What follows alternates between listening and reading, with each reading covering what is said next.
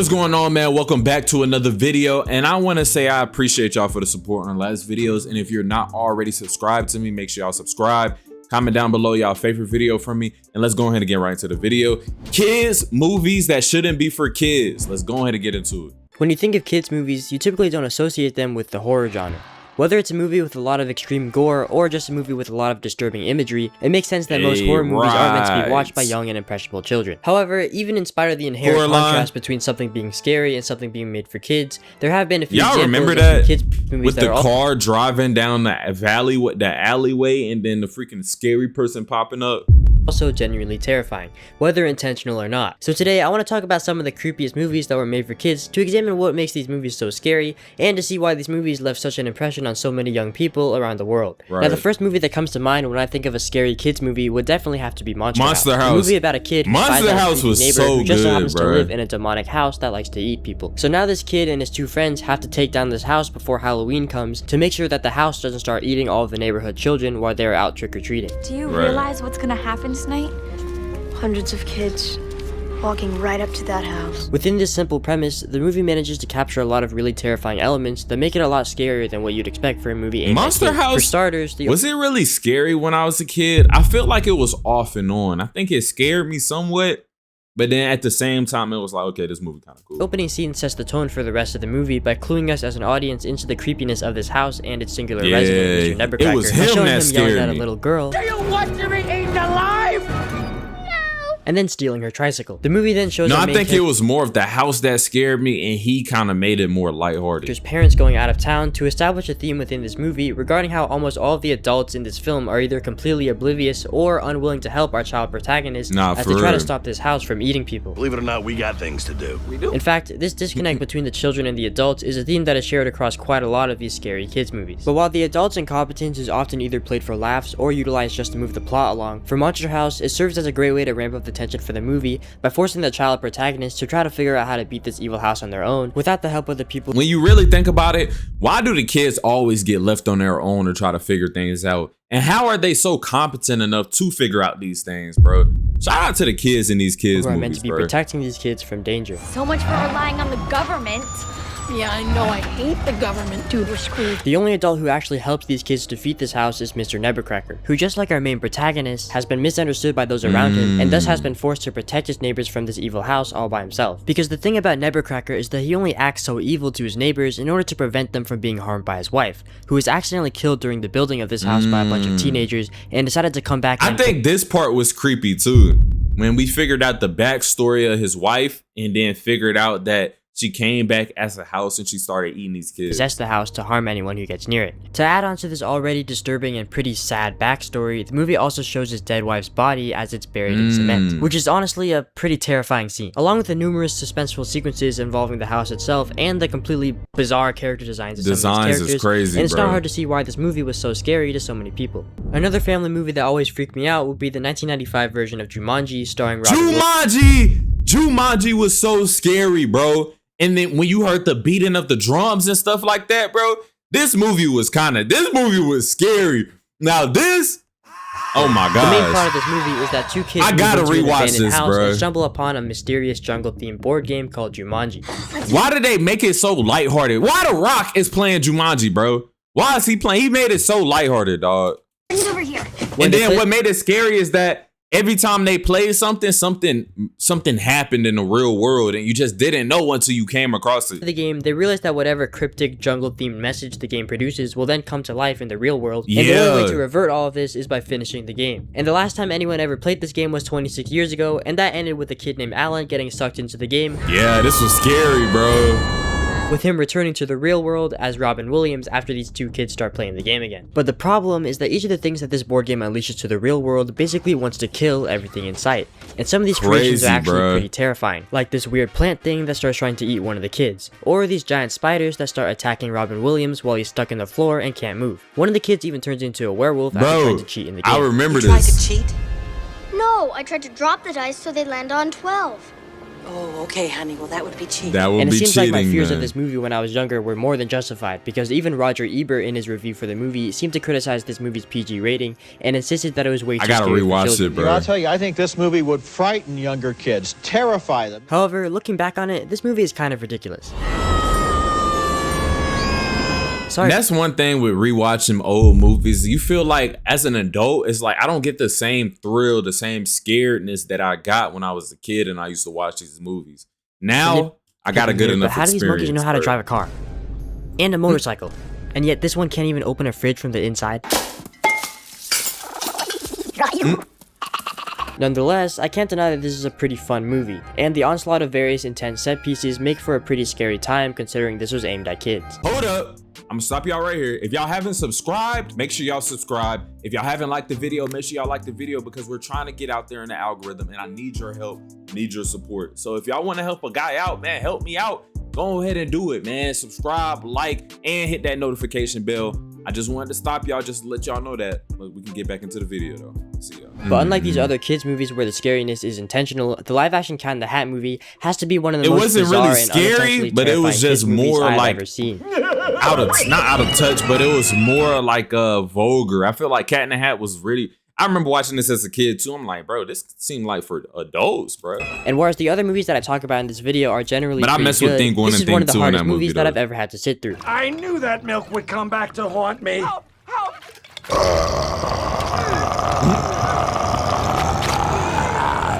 Because as soon as the titular Cat in the Hat shows up, what started as a relatively normal, albeit somewhat annoying kids movie quickly devolves into one I'm of the most surprised not a obnoxious and lot of fever-dreaming people movies I've didn't ever watch seen. this movie. Most of the movie feels like an onslaught of random insane shenanigans involving the Cat in the Hat and these two kids, all held together by an extremely thin plot, which is probably due to the fact that they made an entire feature-length movie out of a 61-page picture book made for kids. For And real. because of the movie's constant barrage of bizarre comedy gags and its surreal dreamlike landscape, the movie has a very off-putting vibe to it. Not to They mention do the a little surprisingly bit. unsettling character design. Because unlike in the original Cat in the Hat book where the titular cat actually looks like a cat, the fact that this movie's Cat in the Hat just looks like Mike Myers in a full-size cat costume For makes real. the design feel very uncanny. And don't even get me started on Thing 1 and Thing 2. Thing 2. I messed with them.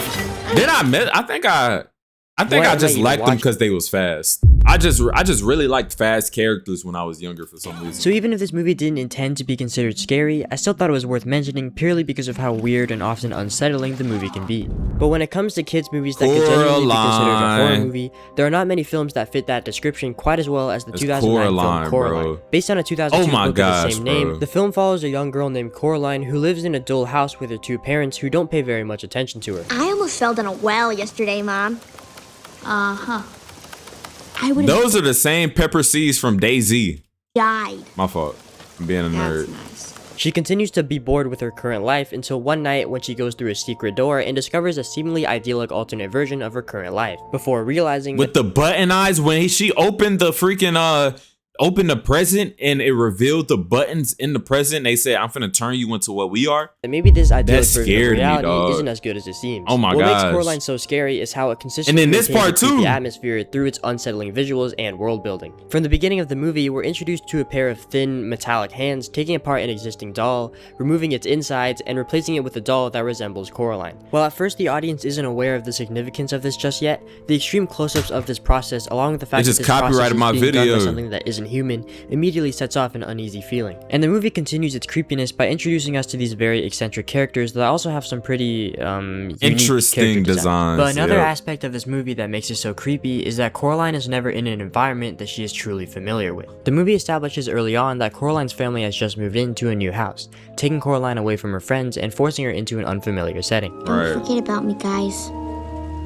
Okay? So whether she's in the other world or the real world, Coraline is always venturing into I'm a place surprised they that is didn't make a essentially unknown Coraline to her, too. allowing the audience to feel just as confused and perplexed by Coraline's surroundings as she is, while also playing into the movie's themes about the effects of isolation. But it's the uncanniness of the other world and the eventual reveal of the other mother's true form that are probably the most Yeah, that memorable was parts of scary. the movie, and rightfully so. Because even from the beginning, the other world is undeniably off-putting, and the other mother's eventual transformation near the end of the film is really creepy. But even setting those aspects aside, the world of this movie as a whole feels so so unique and well realized that there really are no other movies that you can compare to it. And this is all due to the movie's incredible animation and its willingness to get pretty weird and creepy with its imagery. Whether it's this giant cheese guy and his dancing mice, or this over-the-top theater performance by Coraline's other neighbors, or the idea of getting your eyes taken out and replaced by buttons. Yes, by buttons. You won't feel it. This part was so scary to me, dog. Ow! Or this creepy spider lady that wants to feed on your soul. The movie gives its audience plenty of visuals to have nightmares over. And it's for these reasons that Coraline has earned its reputation as one of the scariest kids movies ever made. But another stop motion film that is surprisingly scary given that it's for kids would be the 2012 film Paranorman. The movie I remember when this came out, but I never watched about a kid named Norman who can see ghosts, but specifically ghosts that have some unfinished business that they need to take care of. My ghost isn't going anywhere. Was this worse than Coraline? On my duty to another. And when the anniversary of a supposed witch causes a bunch of zombies to spawn out of the ground, it's up to Norman to stop these zombies from causing chaos to the whole town, all the while having to deal with bullying and ridicule from a lot of his school. I feel like one thing though, zombies has never been scary, bro. It don't matter what it is. The only zombies that scared me when I was younger was Call of Duty Black Ops Zombies. That was the only one that scared me. Other than that, zombie games, zombie movies never really scared me. Classmates and even his father, since no one else in the town can see ghosts except for him. How many times do we have to go through this, son? Your grandmother is dead! This movie's scariness mostly comes down to the unsettling imagery and some surprisingly dark subject matter. I mean, the movie's main antagonist is a child named Aggie who was murdered for being wrongfully accused of witchcraft, and is now enacting revenge on the people who wronged her. Similar to Monster House and Coraline, Paranorman again sees a child protagonist navigating through life amidst a bunch of very ignorant adults, with this movie specifically focusing on the dangers of mob mentality and how it can cause issues to be blown way out of proportion for no particular reason. One of the main revelations of this movie is that the zombies aren't actually there to eat any of the humans, and that the zombies just want to be free from the guilt of wrongfully killing Aggie back in the 1700s. And yet, despite their lack of an appetite for humans, the citizens of this town still end up wreaking havoc throughout the whole town and want all the zombies interesting designs. Now, although this revelation kind of deflates a lot of the tension from the movie by removing the threat of one of the core antagonists of the movie, it's nice that the film teaches some important values and displays a level of maturity that you don't often see in a lot of kids' movies. What about the people who hurt you? Don't you ever want to make them suffer? Well, yeah, but what good would that do? And in terms of scariness, the movie does actually have some pretty creepy imagery, and there are a lot of suspenseful sequences. While it never scared me as much as Coraline did when I was younger, I do distinctly remember the scene where Aggie gets sentenced to death while on trial. Because up until this point, the movie didn't actually reveal that the person who supposedly did the witchcraft was just a little girl. I was only playing. With fire, you were speaking with the dead. Even though they don't actually show her dying, because of course, I still remember being pretty surprised at how this movie would include something like that. And it's also got some pretty cool animation, and a surprisingly stacked voice cast. Do you use free weights? Because your deltoids are huge. I've never used deltoids in my life, I swear, you can test me. When it comes to kids movies, I've noticed that some of the most memorable ones out there are the ones that push the boundaries of what a kids movie can really be. And for that reason, I think some of the most memorable kids movies are also the ones that are some of the scariest. Whether you think the Cat in the Hat movie is an absurdist masterpiece or an obnoxious mess, one thing I can definitely say about it is that it's at the very least a memorable experience. Very much a memorable experience. And I think scary movies are a great way to get a message across because being scared makes you a lot more likely to pay attention to something. Like with Coraline, the film uses its creepiness to not only spook its audience, but to also teach them a valuable lesson about appreciating what you have. And because of how utterly terrifying the alternative to appreciating what you have is, the movie's message is pretty effective. So yeah, I think there should be some more scary kids movies out there. And if you like this video, consider liking and subscribing. It really helps me out. And let me know what movie scared you. This was a solid movie, man. I like the video. Will I subscribe? Yeah, I give you a subscription. But all right, man. If y'all like the video, make sure y'all subscribe. Comment down below y'all favorite scary kids movie. And I'll see y'all in the next video. I'll keep it short.